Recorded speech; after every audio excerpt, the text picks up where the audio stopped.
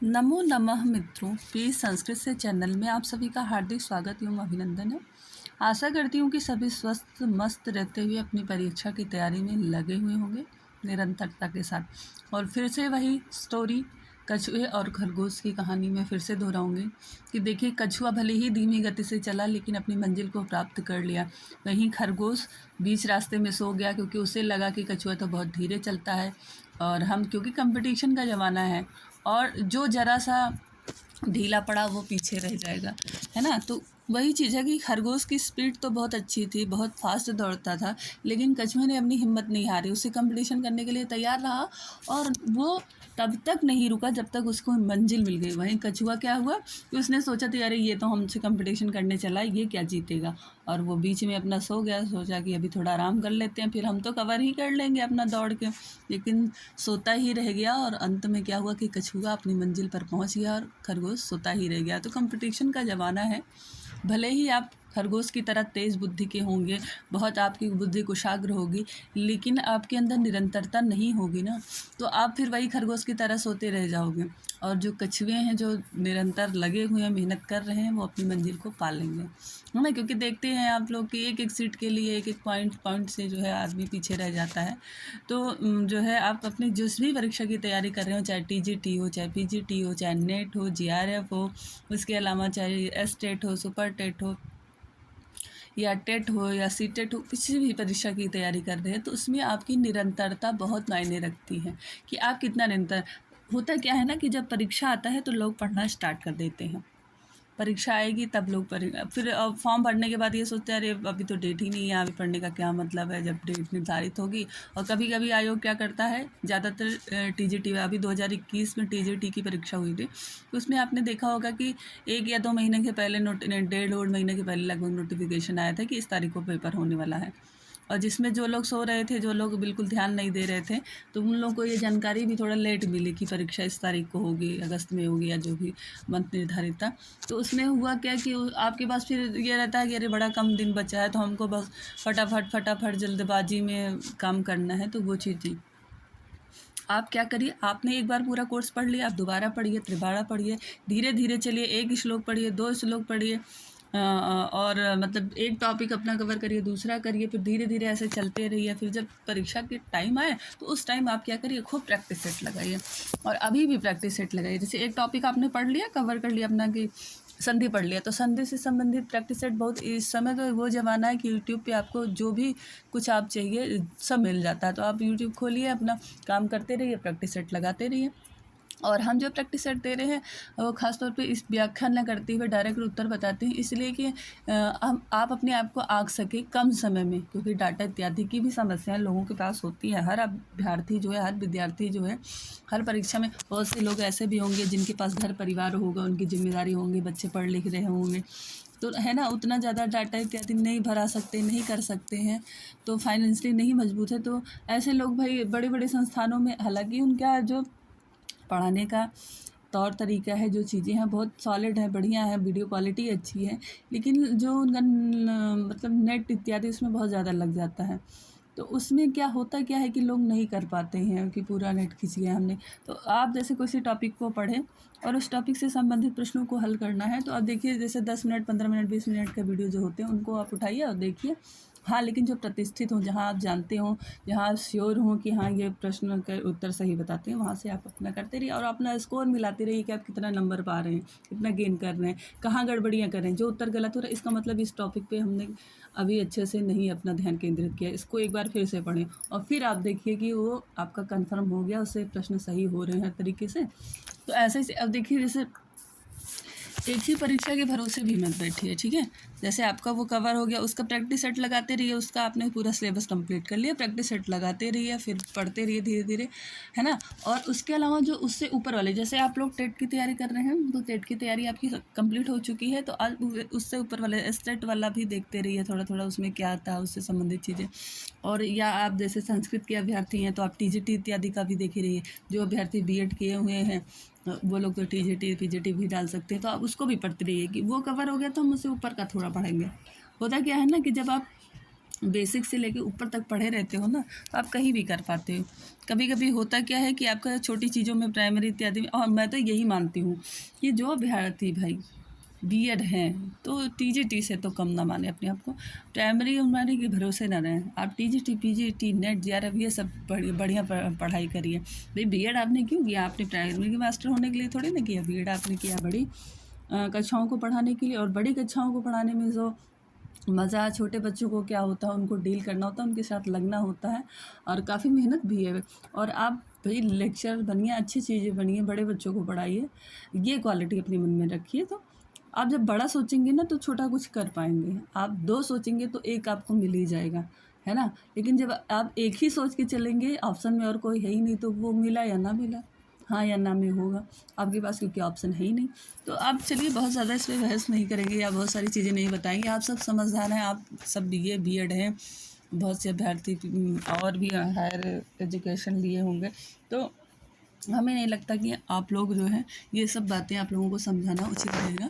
चलिए हम लोग प्रश्न पर आते हैं। प्रश्न संख्या 58। हाँ, यदि जो है मेरा वीडियो आपको पसंद आ रहा है तो चैनल को लाइक, सब्सक्राइब एवं शेयर अवश्य करें। इससे मेरा भी मनोबल बढ़ता है और लगता है कि हाँ, मुझे भी लोग समझ रहे हैं, मेरे द्वारा दिए जा रही चीज़ें शायद पॉजिटिव हैं, इसलिए लोग हमको समझ पा रहे हैं। तो हमें भी थोड़ा सा क्योंकि देखिए बिजी शेड्यूल है और हर व्यक्ति कुछ ना कुछ चाहता है ना, निस्वार्थ। हालांकि निस्वार्थी चीज़ें, ऐसा नहीं है हम संस्कृत के अभ्यर्थी हैं तो परोपकार तो हमारे जहन में है ही है, लेकिन फिर भी आज के ज़माने में उससे कुछ तो आपको उम्मीद रहती है कि हाँ, अगला आदमी हमको ये रिस्पॉन्स करे। तो मुझे भी वही उम्मीद है कि आप सभी चैनल को लाइक, सब्सक्राइब एवं शेयर अवश्य करेंगे। चलिए प्रश्न संख्या 58 पर आते हैं। प्रश्न संख्या 58 कह रहा है कि रामस चिनोती में निम्न सूत्र से संधि कार्य हुआ है। यानी रामस चिनोती जो संधि है, कौन सी संधि है और इसमें किस सूत्र से, तो उस संधि का सूत्र क्या है वो आपको ध्यान में रखना है। तो रामस चुनौती, देखिए यहाँ पे चाया और यहाँ पर शाया है, तो दंत सा के बाद ये चा वर्ण आए या मूर्धन्य सकार आए तो उसके स्थान पर जो है आपका क्या हो जाता है, दंत सा के स्थान पर आपका दंत सा के स्थान पर आपका तालव्य सा हो जाता है और चा वर्ग के स्थान पर आपका ता वर्ग हो जाता है। तो स्तोशनाशु, स्तोशनाहश्चु ये सूत्र है। जस शुद्ध संधि का, कौन सा संधि? शुद्ध संधि का सूत्र है।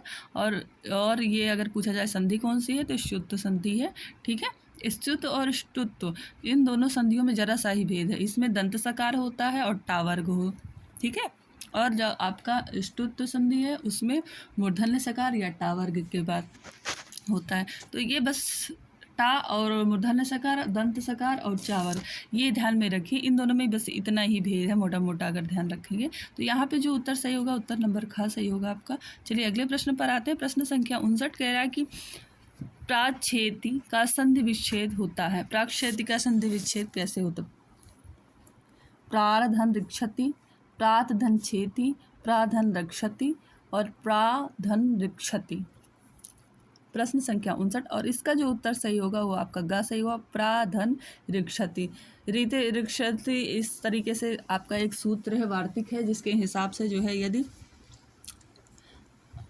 इसके हिसाब से क्या होता है कि जब भी ऋक्षति या ये शब्द आते हैं तो इनमें इस तरीके से संधि होती है। ऑप्शन नंबर का सही होगा।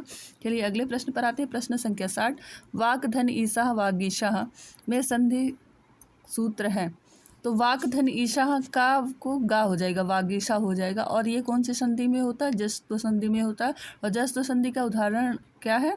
झलाम जसंते, झलाम जसंते, झलाम जश अंते, ये है आपका जस्त्व संधि का सूत्र। और पूछा जाए वागीशा में कौन सी संधि है तो जस्त्व संधि है। यहाँ पर ऑप्शन नंबर ख आपका सही होता है। चलिए अगले प्रश्न पर आते हैं। प्रश्न संख्या 61। प्रश्न संख्या 61 कह रहा है कि संधन षष्ठा संष्ठा में संधि का सूत्र है। सात है, स्टुष्टुनाष्टु है, तोसी है अथवा ना पदांतात टोर नाम। संधन षष्ठा, संष्ठा में जो है आपका कौन सा सूत्र है जिसके हिसाब से ये जो है संधि कार्य हुआ है? प्रश्न संख्या 61 और प्रश्न संख्या 61 का ऑप्शन सही होगा गा। तो सी एक सूत्र है। तो सी सूत्र कहता है कि यदि ता वर्ग के बाद मूर्धन्य सावा आए तो उनमें संधि कार्य नहीं होता है।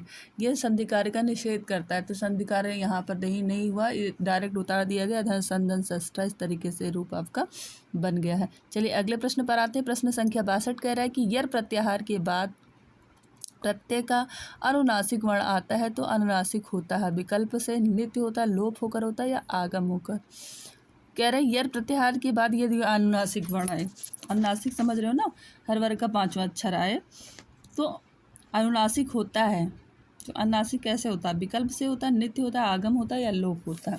प्रश्न संख्या 62 और इसका होता है तो अनुनासिक नित्य होता है।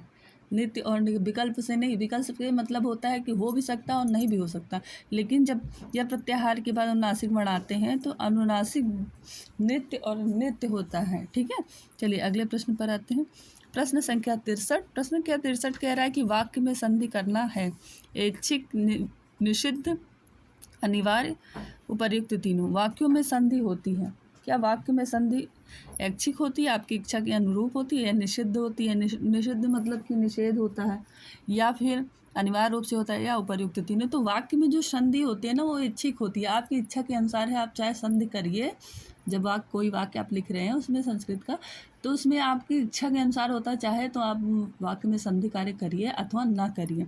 तो इसके लिए एक वार्तिक भी था ना कि वाक्य तो मतलब वाक्य में तो इच्छा के अनुसार होता है, संधि रेख पदे नित्य ऐसे करके कुछ है, अभी ध्यान में नहीं आ रहा है। तो यहाँ वाक्य में जो होता है वो ऐच्छिक होता है। प्रश्न संख्या 63 का